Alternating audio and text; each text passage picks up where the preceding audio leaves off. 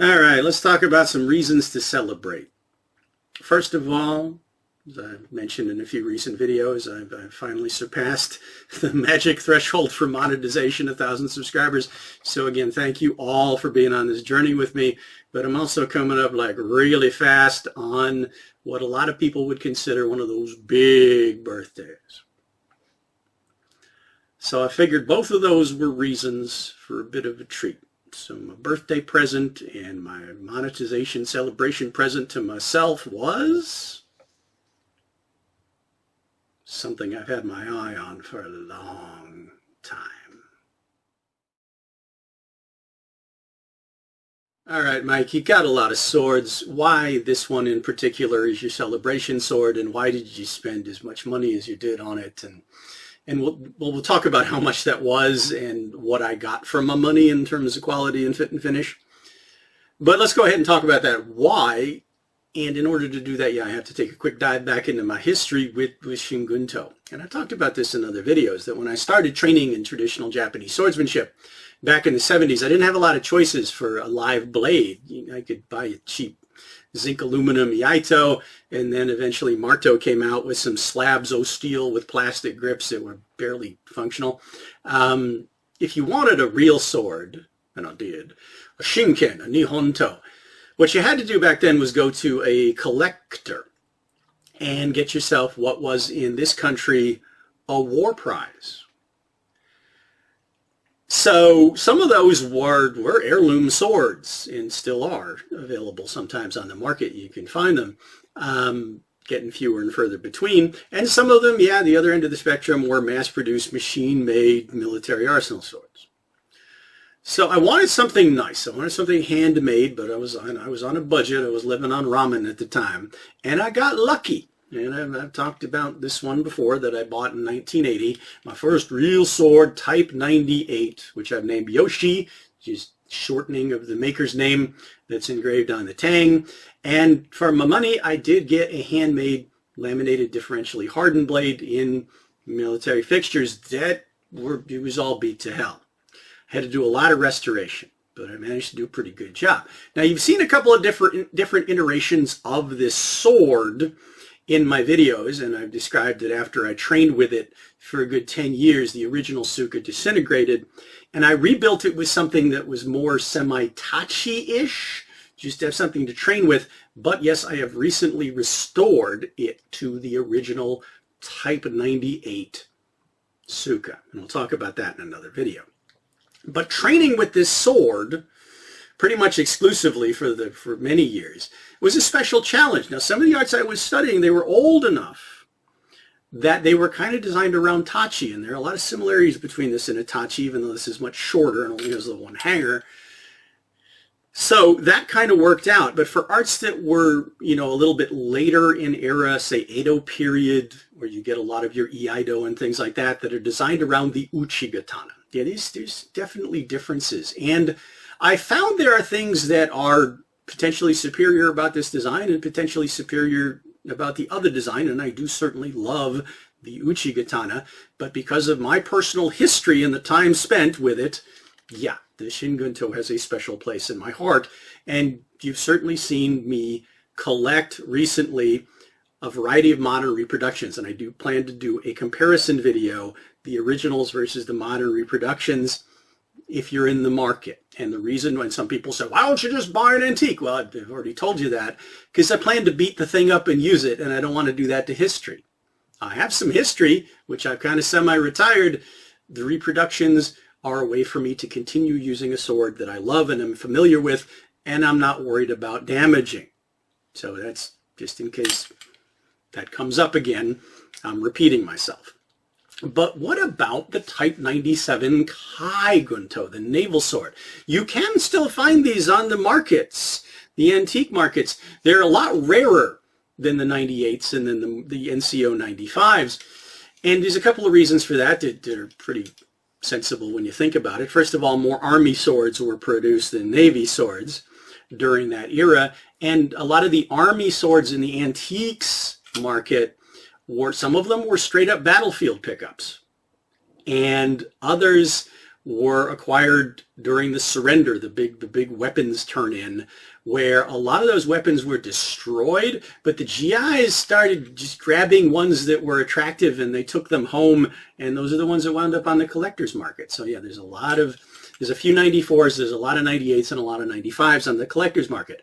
You don't see a lot of 97s because, well, fewer of them were produced, but also when you think about it, a lot of them wound up on the bottom of the ocean. So yeah. What are the differences that made me decide to kind of deviate from my familiarity with the 98 and dream about this 97?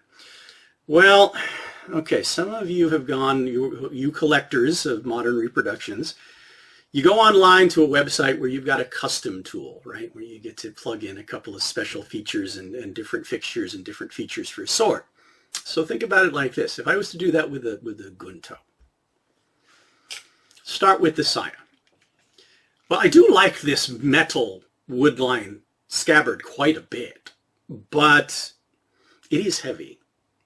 So I don't necessarily need it to be metal, and the other one isn't, and we'll talk about that. But the single hanger thing is just, it's not, yeah.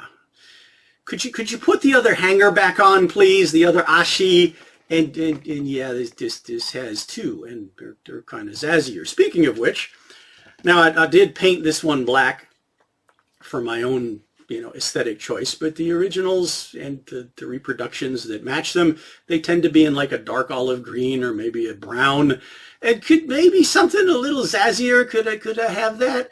And ooh, yeah, we'll talk about this. Okay, what about the hilt end?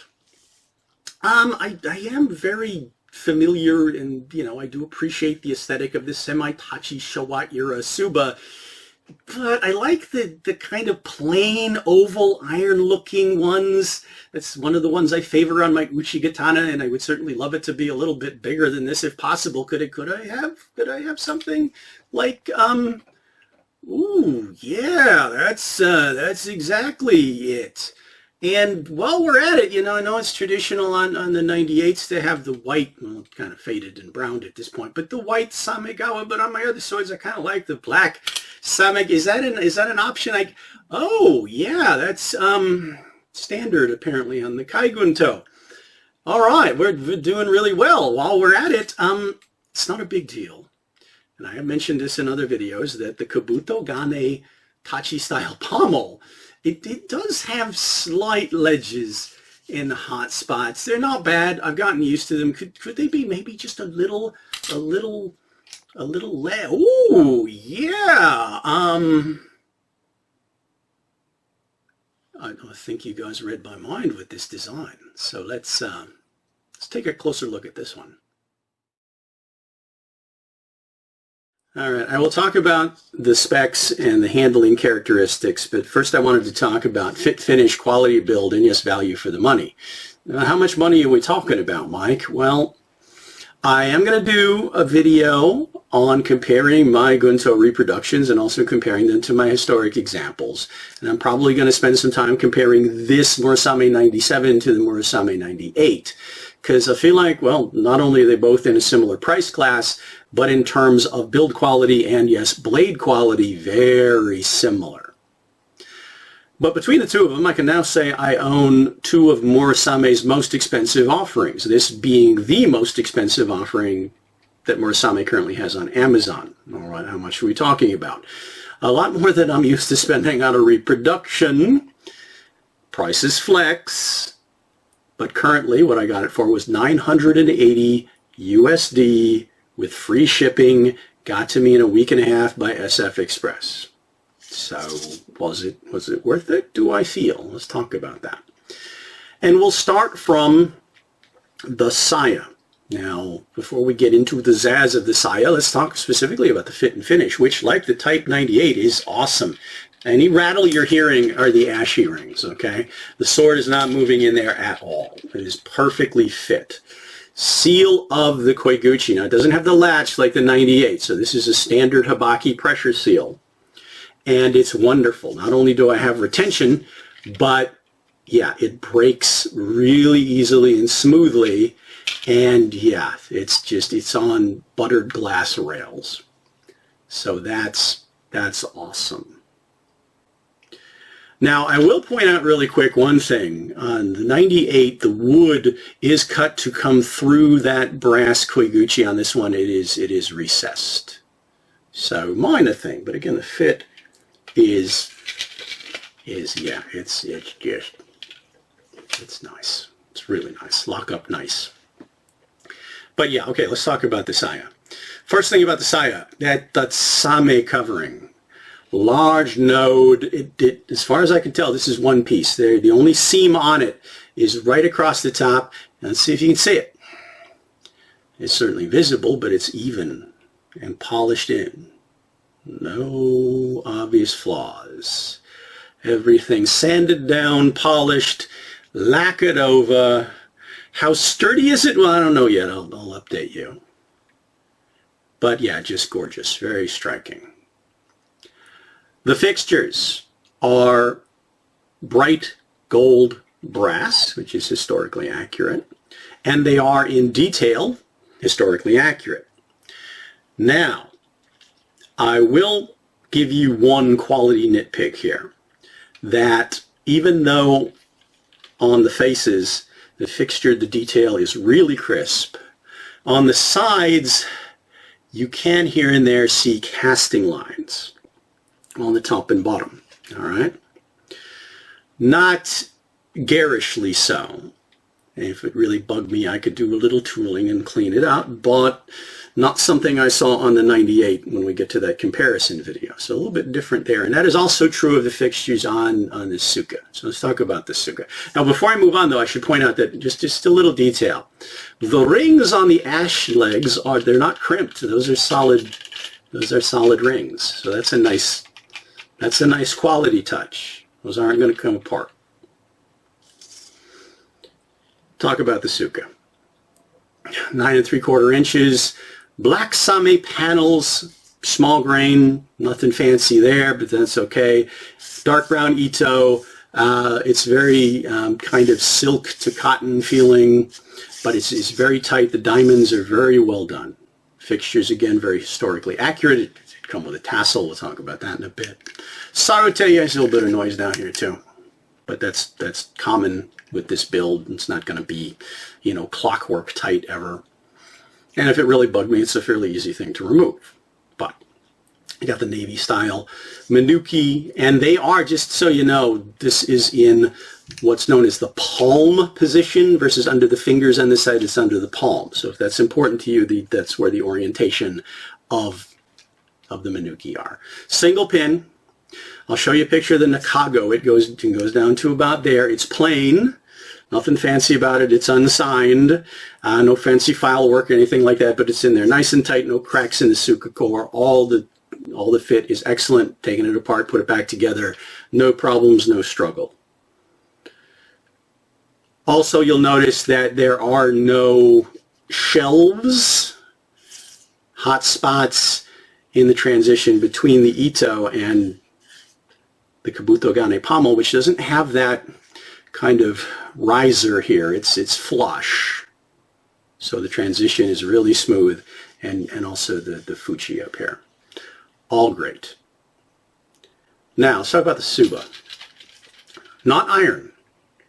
And this is traditionally accurate. It's blackened brass, and it's also not one piece. It's 3 pieces. So you've got a plain disc, and then these pieces here on the top and bottom that kind of look like oversized seppa. So that's a 3-piece Tsuba. And then when we talk about the seppa, they are double stack and very nicely detailed. I'll try to get you some close-ups.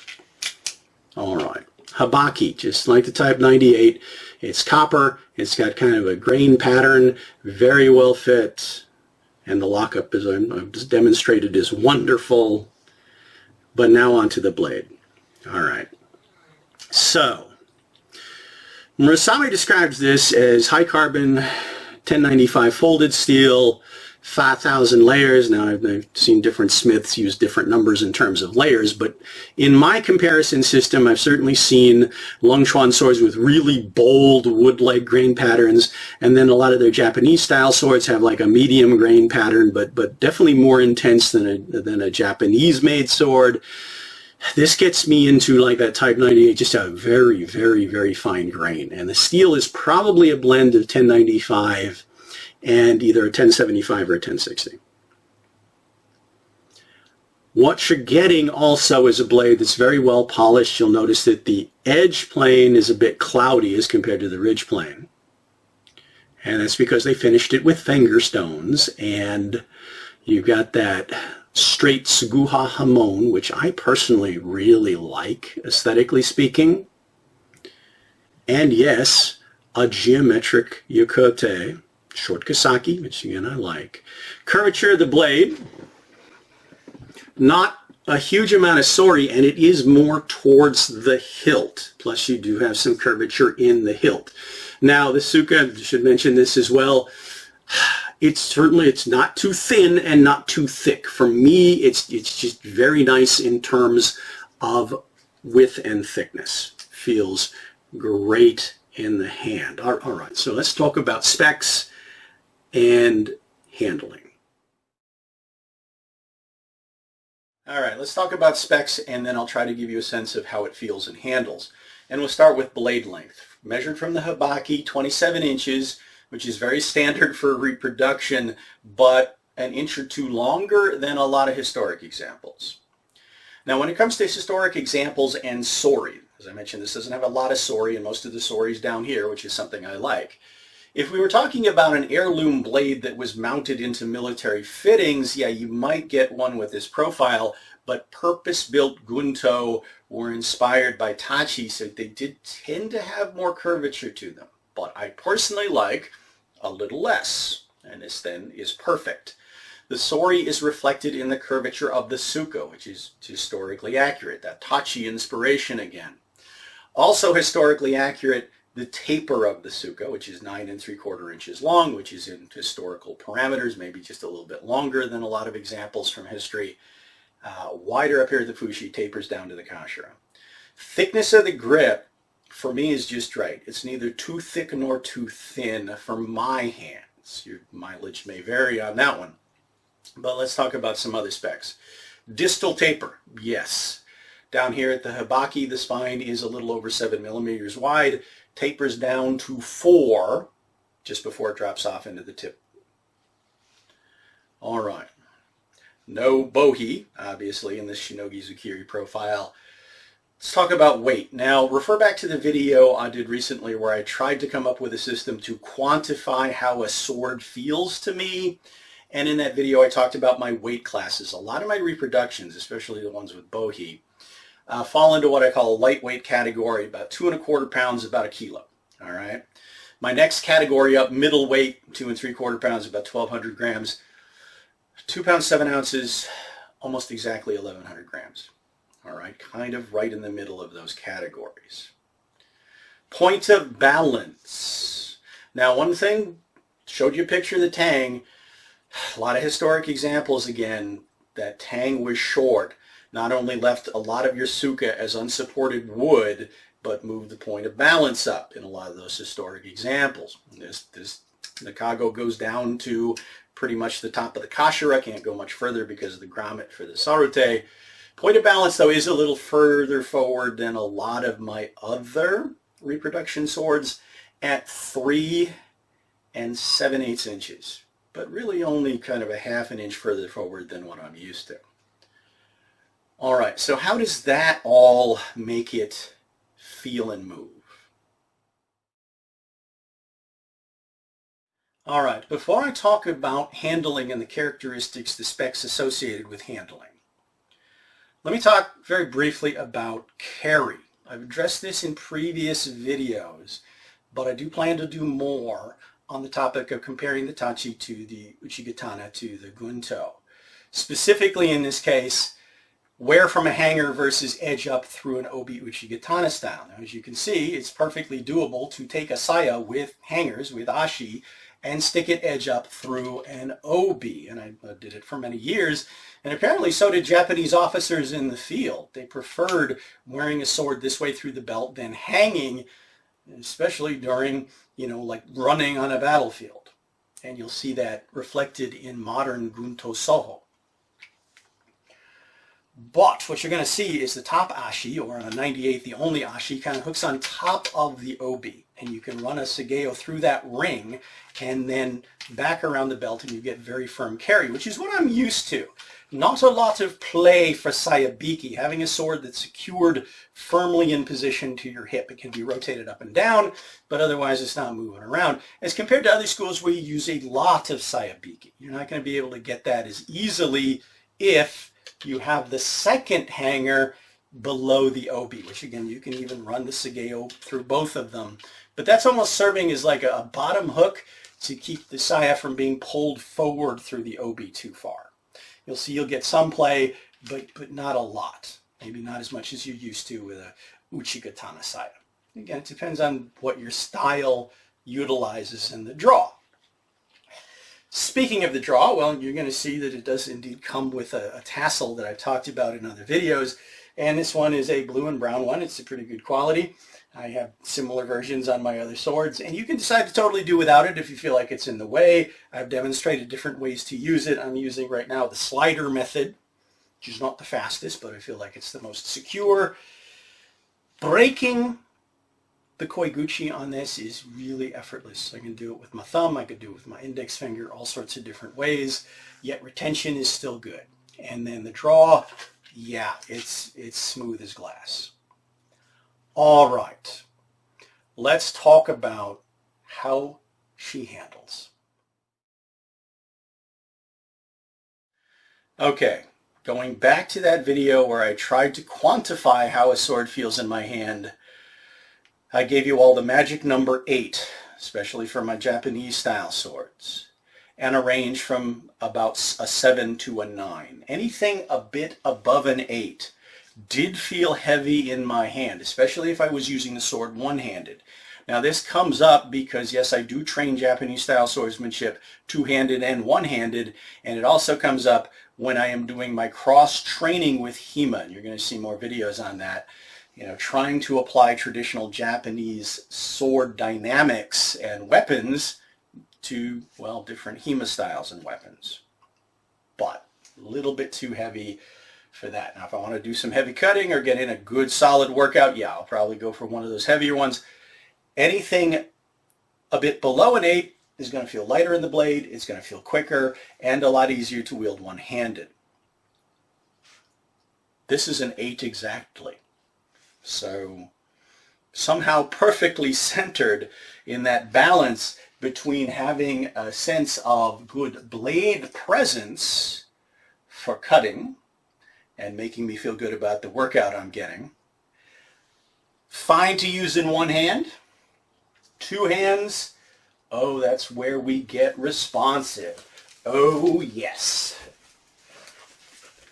It moves quick and still feels like it has great authority.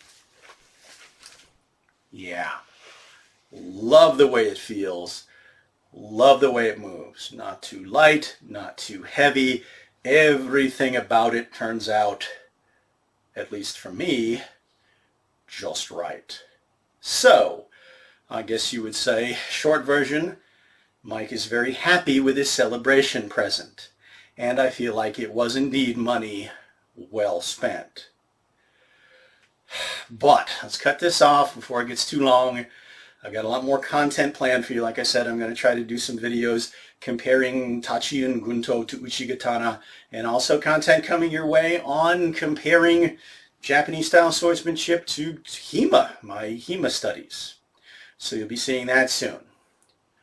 Let's get our conversation going in the comments. If you have any questions about this, if you have any ideas for future videos, please, yes, I love those.